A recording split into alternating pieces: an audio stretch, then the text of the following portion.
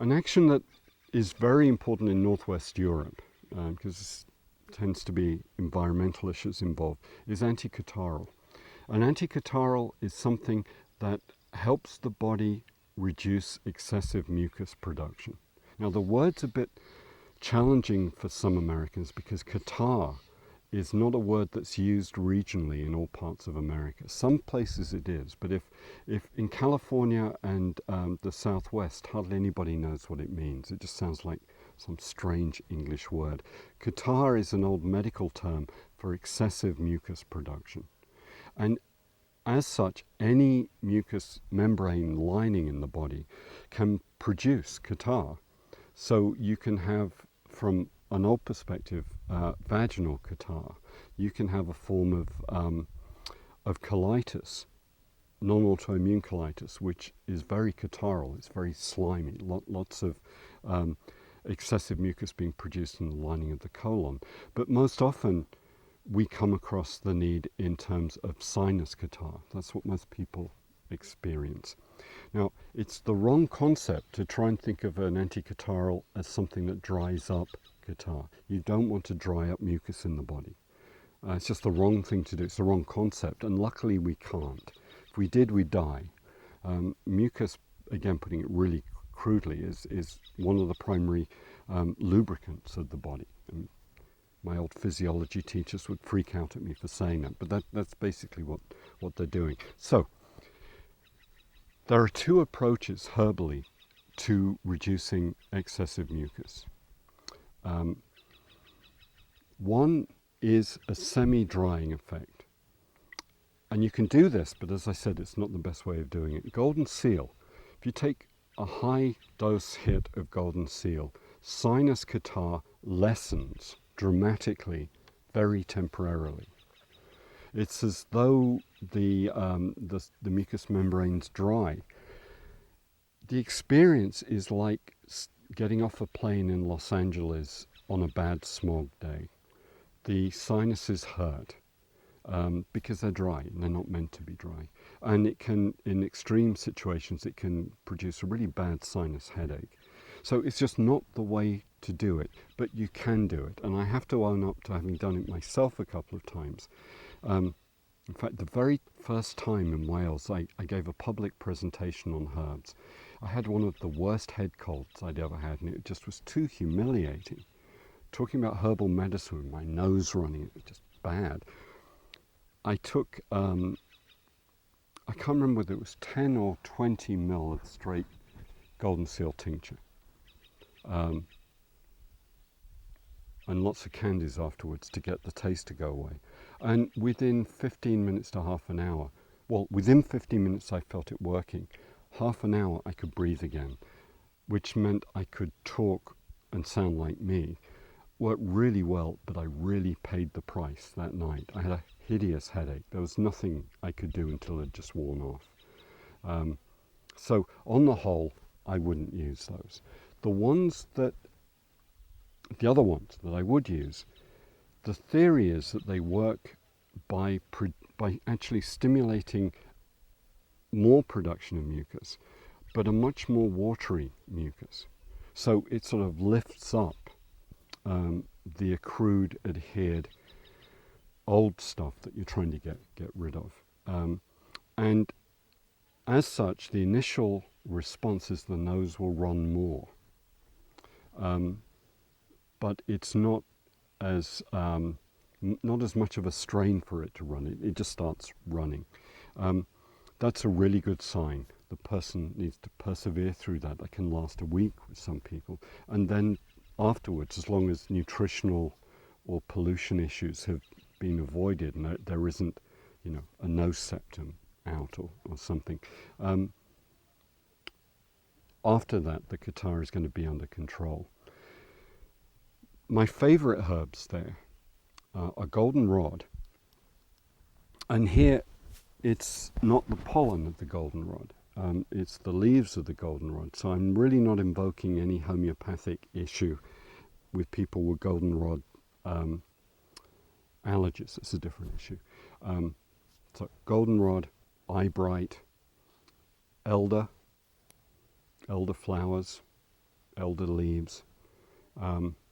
Then there are many more from there, but those are the ones that I would think of primarily. One I would not think of in a primary role, I might use it as a supportive herb, would be nettles. And you can go into any health food store these days and ask for something for sinus congestion. And one of the things they're going to offer you is a nettle tincture or something with nettles in it. And it's all based on a paper published from some researchers at Bastia University maybe 8-9 years ago, I think, around about that, which showed some very slight statistical significance in reduction of symptoms with the use of freeze-dried nettles. Now, yes, it may have worked, but I would like to see a comparison using exactly the same techniques between freeze-dried nettles and freeze-dried eyebright. So if we're just going to build our herbal protocol development on peer-reviewed literature, the only herb that has been shown to do anything in excessive mucus is nettles. But that's because there isn't enough research done. Traditionally, we have many, many more things. So many of the anticattarhals are also astringents, and there may be a connection there. But it's an important action either in places where there's a lot of sinusitis, a lot of head colds because of bad weather, or in places where there's a lot of sinus irritation because of very dry, dusty weather. So for very different reasons, those herbs become useful in Arizona or Wisconsin, either place, but for very different reasons. They're not working on the cause, they're working on the mucous membrane lining. Of course, mucus-reducing diets are very important. All of those things are very important, but within the lifestyle context, anticattarhals can work. Expectorants are herbs that help the lungs in various ways. And another semantic issue here, we shouldn't take the word expectorant literally, always. Expectorant implies something that helps you expectorate, to cough and clear phlegm and mucus out of the airways. Unfortunately, the words are used much more broadly in herbalism to imply something that is good for the airways. So we have, just like with the nervines, we have three sorts. There are the tonic expectorants, and from here on, hear the word expectorant implying respiratory remedy as opposed to something that makes you cough. So the tonic expectorants are used as the supportive healing heart of a cough syrup or a cough medicine. Just controlling a cough is not going to change anything, but we have some very useful herbs which tone as well. Now the Chinese have a lot. I'm just going to stick to ones I'm used to from Northwest Europe and here. Mullein, Elecampane, and also Coltsfoot, even though there's some politics now around Coltsfoot, but let's just leave that aside for a moment. The choice between those three tonics depends on what specifically you're wanting to achieve in the person. Coltsfoot's probably the best tonic for children. Mullein is what we call a relaxing expectorant. Elecampane is a stimulating expectorant, but they're both tonic of those two categories. So let me move on to those categories to explain them. Don't take stimulating and relaxing to mean what they mean in the nervous system. They have other implications. Relaxing, no, let's start with stimulating, be clearer. Stimulating expectorants do actually stimulate the cough process. They won't make you cough if there's nothing to come up. But if there is a build-up of phlegm, if you can hear fluid in the lungs, if there's gurgling and wheezing, implying there's stuff wanting to come out or needing to come out, a stimulating expectorant will augment the body's ability to expectorate. So the body needs to be able to have the ability to cough. So if there's a spinal problem or a nerve problem, they might not work. But we have very good remedies for getting rid of congestion in the lung. In fact, the most widely available herb in North America is one of these, and hardly anybody gets that this is the most available herb. It's Ipecac Cephaelis ipecacuanha, which is in just about every first aid kit in every office and every workplace in the country, because if you take half an ounce of it or more of the liquid, it's emetic from hell. You throw up. And I think every herbalist needs to try this to experience what that sort of emesis is like. It's weird. Now, that used to be the basis of most cough medicines. And it turns out that the part of the brain that controls coughing and respiration, it's called the respiratory center, is anatomically next door to the vomit center. And it seems that if you overdo the chemistry of the stimulant expectorant or some of the relaxing expectorants, if you overdo that dose, you vomit. So Ipecac is a stimulant that makes you vomit. Lobelia is a very relaxing expectorant that makes you vomit if you take too much. In Britain, I was always told all Americans called Lobelia puke weed, and it's got me in real problems in classes because I haven't met anybody who calls it puke weed.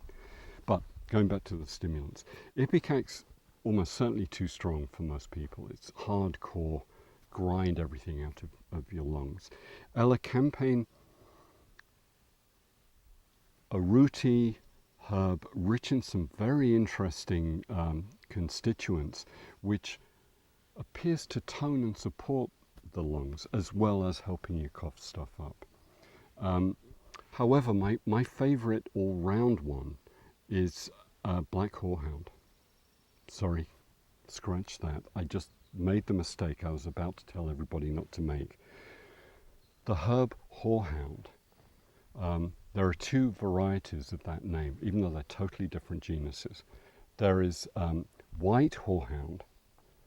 That's what it's called in England and Australia, but what here is called horehound, just horehound. Very bitter, very unpleasant, but a really good stimulating expectorant. Works really well in children if you can persuade them to take it. So flavouring becomes an issue there. The other horehound, different genus entirely, is black horehound, which has got black fruit. That's why it's called black horehound, which isn't an expectorant at all. It controls motion sickness, works on balance issues in the inner ear, and can be very effective. So I just blew that one. What I'm talking about here is horehound.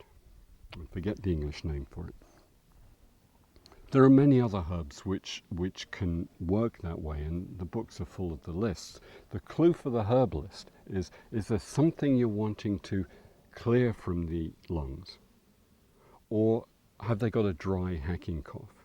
If they have a dry hacking cough and there's nothing really to cough up, but they're coughing, that's an indication for relaxing expectorants. Now, they're not relaxing the cough, you're not sedating the cough. They're really anti-irritant, anti-inflammatories for the lungs. If you want to actually stop the cough, think twice. Or think 4 times. Don't just do that because you're inhibiting a body reaction. But if children are not sleeping because of a cough, or somebody is getting an adult, very debilitating because they're coughing, it may be appropriate to sedate the reflex so they can sleep. Not sedate them, because if you do that, they'll wake up coughing all night. The two herbs which can do the cough sedation are going to be the opium poppy, or wild lettuce, which used to be called poor man's opium. Now, if you want to suppress a cough, read up on those. But therapeutically, it's not always a good thing to do. So, Northwest Europe is totally abundant in hundreds of different plants which are expectorants, which makes a lot of sense to me because very wet, very damp, I would imagine in fact, I've heard sheep and cows coughing. If you live there, you cough. Something about actions that is an ongoing question for me. I used to think that any bioregion would have all the actions that you need. Everything you need is met by your environment. But the more I look at it, the more I'm realizing that's only about 90% true. There is no North American equivalent of Vitex, chasteberry. There is no European equivalent of black cohosh. The Amazonian rainforest is filled to overflowing with psychedelic plants. The Congolese rainforest has only got one. The Malaysian rainforest doesn't have any. Why is this? I don't know. It's a question.